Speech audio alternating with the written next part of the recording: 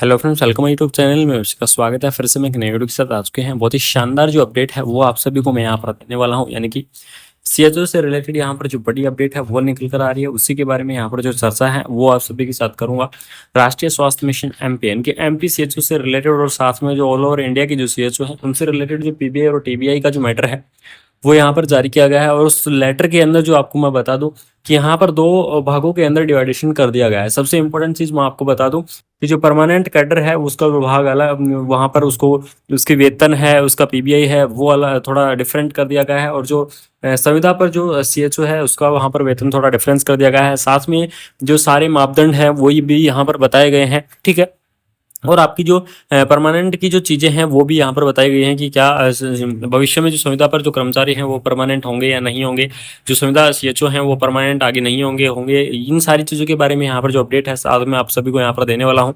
तो देख लीजिएगा, राष्ट्रीय स्वास्थ्य मिशन मध्य प्रदेश की तरफ से यहाँ पर लेटर जारी किया गया था 13 मई। यहाँ पर आपको देख लीजिएगा दिनांक दी गई है 13 मई को। ये लेटर है ये यहाँ पर जारी किया गया है। और इसके अंदर क्या लिखा गया है, समस्त मुख्य चिकित्सा एवं स्वास्थ्य अधिकारी, ठीक है। इसके अंदर सबसे इंपॉर्टेंट है विषय, ठीक है। विषय यहाँ पर देख लीजिएगा आप, आयुष्मान आरोग्य मंदिर उप स्वास्थ्य केंद्र में कार्यरत हेल्थ केयर टीम के सदस्यों का परफॉर्मेंस, यानी कि पीबीआई और टीबीआई प्रदान करने हेतु दिशा निर्देश, यानी कि जो आपका पीबीआई है और साथ में आपकी जो सैलरी है इनसे रिलेटेड यहाँ पर जो दिशा निर्देश हैं वो जारी किए गए हैं। और साथ में मैं आप सभी को बताऊंगा कि जिन स्टेटों के अंदर यहाँ पर परमानेंट नहीं हुए हैं सीएचओ, उन स्टेटों में क्या परमानेंट होंगे या नहीं होंगे, क्योंकि मध्य प्रदेश के अंदर जो सीएचओ है वो यहाँ पर क्या हो चुके हैं, परमानेंट हो चुके हैं। तो इन सारी चीजों के बारे में यहाँ पर डिस्कस करेंगे। तो यहाँ पर देख लीजिएगा, इन संस्थाओं के माध्यम से निम्न कार्य किए जाएंगे। वो कौन कौन से कार्य हैं, इनकी जो एएनएम है, सीएचओ है, इनके द्वारा क्या क्या कार्य किए जाएंगे, ठीक है। जो कम्युनिटी हेल्थ ऑफिसर है यहाँ पर लीडर के रूप में रहेगा। चिकित्सकीय कार्य करेगा, यानी कि ओपीडी का काम करेगा। और बीमारी की निगरानी और रोकथाम के बारे में जागरूक करेगा और प्रबंधकीय कार्य करेगा, ठीक है। यानी कि एचडब्ल्यूसी या फिर उप स्वास्थ्य केंद्र या फिर आयुष्मान आरोग्य मंदिर पर जो भी आपको व्यवस्था करनी है उसका लीडर बनाया गया है सीएचओ को। और वो सारी व्यवस्थाएं किसके द्वारा होंगी, सीएचओ के द्वारा ही यहाँ पर होंगी। और इसके अंदर आप देख लीजिएगा, आयुष्मान आरोग्य मंदिर में निर्धारित कार्य के अनुरूप कम्युनिटी हेल्थ ऑफिसर को किए जाने आते जो पीबीआई होता है और एनएम और आशाओं के लिए जो टीबीआई होता है, ठीक है, उसके लिए यहाँ पर ईविट प्रयोग में निम्नानुसार यहाँ पर प्रदान किया गया है। कौन सा क्या क्या चीज यहाँ पर दी गई है, संस्था का नाम दिया गया है, एफएमआर कोड दिया गया है, गतिविधि कोड दिया गया है, गतिविधि नाम दिया गया है और रिमार्क दिया गया है, ठीक है।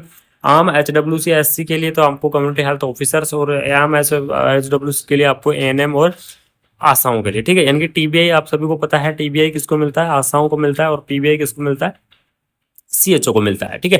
लेकिन यहाँ पर आपको जो सबसे इंपॉर्टेंट और जो इंटरेस्टिंग जो चीज आपको यहाँ पर देखने को मिलेगी, वो सबसे इंपॉर्टेंट और इंटरेस्टिंग जो चीज है वो ये देखने को मिलेगी कि यहाँ पर अलग अलग डिवाइडेशन किया गया है एमपी सीएचओ के अंदर। परमानेंट जो सीएचओ है उनका यहाँ पर डिवाइडेशन अलग करके रखा है, और जो संविदा पर जो सीएचओ है उनका यहाँ पर डिवाइडेशन अलग करके रखा है। तो उन्हीं के बारे में हम यहाँ पर चर्चा करेंगे कि उनका यहाँ पर क्या क्या डिवाइडेशन किया गया है। उन सारी चीजों के बारे में आप सभी को मैं यहाँ पर डिस्कस करने वाला हूँ। तो सबसे पहले चलते हैं इनके मापदंड के बारे में। यहाँ पर कुछ आपको मापदंड दिए गए हैं, ठीक है। इसके अंदर आपको टोटली 15 मापदंड देखने को मिलेंगे, ठीक है। यानी कि टोटली आपके कितने हैं, 15 मापदंड आपको यहाँ पर दिए गए हैं सीएचओ के लिए। आप सभी को पता ही होगा कि 15 पॉइंट पर जो सीएचओ है वो यहाँ पर कार्यरत होता है, कार्य करता है, ठीक है। आप जो सबसे इंपॉर्टेंट जिस चीज का आप वेट कर रहे थे वो यहाँ पर देख लीजिएगा, आपकी पीबीआई टीबीआई के बारे में डिस्कस करूंगा। साथ में जो परमानेंट सीएचओ है और जो यहाँ पर संविदा पर जो सीएचओ है उनकी सैलरी के अंदर भी डिफरेंस आपको मैं यहाँ पर बताने वाला हूँ। आप सबसे पहले बात करते हैं संविदा सीएचओ। यहाँ पर देख लीजिएगा, संविदा सीएचओ का जो पीबीआई होता है वो पीबीआई होता है आपका 15,000, ठीक है। पीबीआई आपका 15,000 होगा।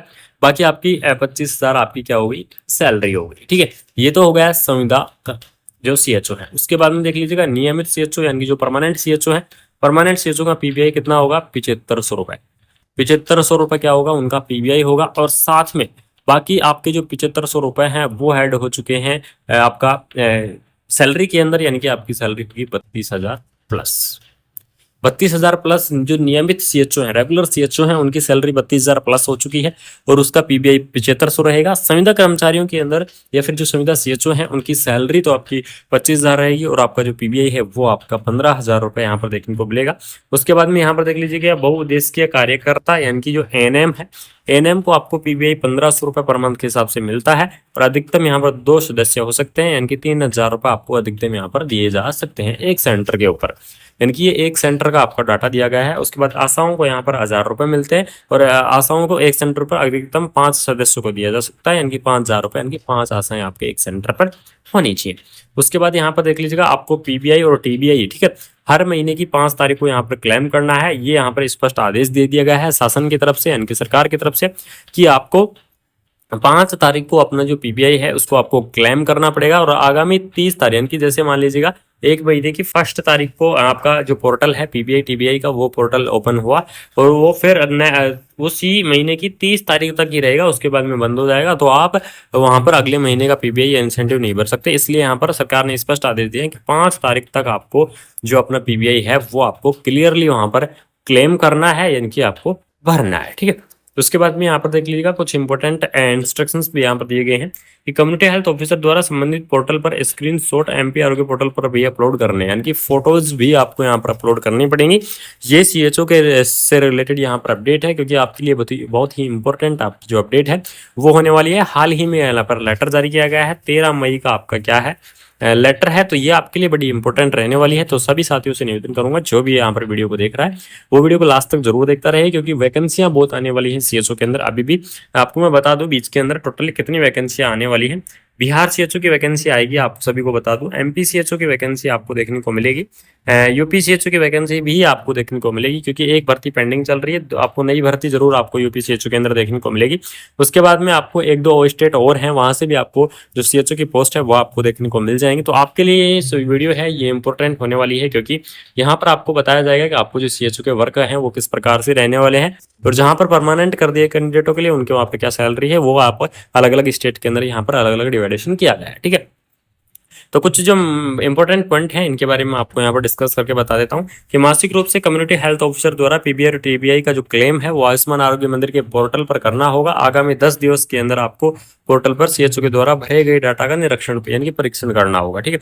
जैसे मान लीजिए आपने पीबीआई और टीबीआई अपने मान लीजिए क्लेम कर दिया, क्लेम करने के बाद में आप आयुष्मान आरोग्य मंदिर पर क्लेम कर दिया, उसके बाद में सीएचओ के जैसे मान लीजिए सीएचओ ने भर दिया, तो उसके 10 दिन के अंदर विकास खंड अधिकारी या चिकित्सा अधिकारी हैं उसके द्वारा वहां पर क्या किया जाएगा, परीक्षण किया जाएगा, उसकी जांच वगैरह की जाएंगी और जांचें करने के बाद में आपको फाइनली वहां पर पोर्टल पर रिमार्क करके आपको जो भी राशि दी जाएगी, जो भी कम होंगे वो देख लिए जाएंगे अधिकारियों के द्वारा, और बाकी का पेमेंट है आपको वहां पर प्रदान कर दिया जाएगा। तो ये आपके लिए बड़ी इंपॉर्टेंट रहेगी।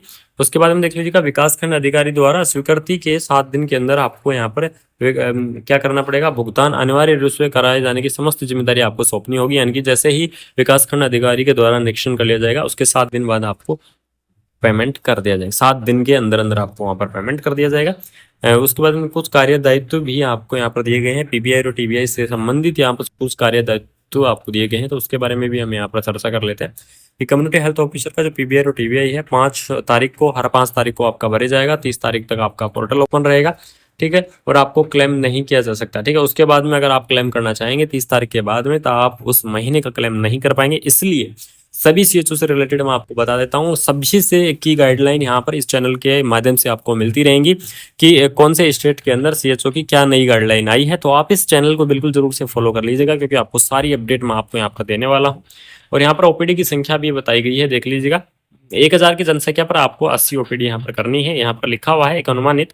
अब आप देख लीजिएगा, अगर किसी की 5000 की जनसंख्या है तो 600 ओपीडी करनी होगी, किसी की अगर 10,000 की जनसंख्या है तो आपको 1200 ओपीडी पर मंथ के हिसाब से करनी होगी। यहाँ पर देख लीजिएगा, प्रत्येक माह 1000 जनसंख्या पर आपको 80 ओपीडी यहाँ पर बताई गई है गवर्नमेंट की तरफ से। ये आपके गवर्नमेंट के डाटा है, आपको इस हिसाब से यहाँ पर वर्क करना पड़ेगा, और वर्क करने के लिए आप फिर उसके बाद आपको पीबीआई टीबीआई की जो परफॉर्मेंस देख के आपको यहाँ पर जो बाकी का जो मानदेय है वो सारी चीजें आपको यहाँ पर दे होंगी, ठीक है। तो ये नई गाइडलाइन यहाँ पर जारी की गई है सीएचओ से रिलेटेड कि यहाँ पर आपका मानदेय है जो जहाँ जिस स्टेट के अंदर रेगुलर सीएचओ है उस स्टेट का यहाँ पर पीबीआई थोड़ा उनका अलग होगा, असंविधा वालों का यहाँ पर थोड़ा अलग होगा। आप सभी से एक निवेदन रहेगा कि वैकेंसियां आपकी सीएचओ के अंदर बहुत जल्दी आने वाली हैं, और अलग अलग स्टेट के अंदर काफी सारी वैकेंसियां आपको देखने को मिलेंगी। उस चीज की भी अपडेट मैं आपको दे दूंगा। अगर आपको चाहिए कि कौन से स्टेट के अंदर कितनी वैकेंसियां आपको आने वाली है अपकमिंग वैकेंसी सीएचओ की, तो आप बता दीजिएगा कमेंट बॉक्स के अंदर। सभी साथियों से निवेदन रहेगा, कमेंट कर दीजिएगा, आपको बिल्कुल मैं अपडेट प्रोवाइड करवाऊंगा कि आगामी जो सीएचओ की भर्तियां हैं वो आपकी कौन कौन सी रहेंगी। और सारी अपडेट मैंने आपको बता दिया है। जो न्यू यहाँ पर गाइडलाइन जारी की गई है या फिर सीएचओ से रिलेटेड न्यू यहाँ चीजें जारी की गई हैं वो आपको बता दी है। एक और आप सभी से डिस्कस करना था कि जिन स्टेट के अंदर सीएचओ परमानेंट नहीं हुए हैं, लगभग काफी स्टेटों के अंदर जो सीएचओ है वो परमानेंट की ओर अग्रसर है, लेकिन जिन स्टेट के अंदर सीएचओ परमानेंट नहीं हुए हो रहे हैं, उन सभी से प्रयास है आप रेगुलरली यहाँ पर प्रयास करते रहिए। हम भी आप सभी के लिए रेगुलरली प्रयास करते रहेंगे कि आपको यहाँ पर परमानेंट करवाया जाए, या फिर अगर परमानेंट ना करवाया जाए तो कम से कम आपका कैडर तो यहाँ पर निश्चित किया जाए, कैडर तो आपका बनवाया जाए, जिससे आपको सारे लाभ यहाँ पर मिल सके। ठीक है, तो ये अगर ये इन्फॉर्मेशन आपको अच्छी लगी, गाइडलाइन अच्छी लगी, तो चैनल को सब्सक्राइब करके बेल आइकन को ऑन कर दीजिएगा। साथ ही साथ वीडियो को अपने फ्रेंड सर्कल के अंदर जरूर से शेयर कर दीजिएगा, जिससे सभी को इस गाइडलाइन के बारे में पता चल सके। Thank you so much. जय हिंद।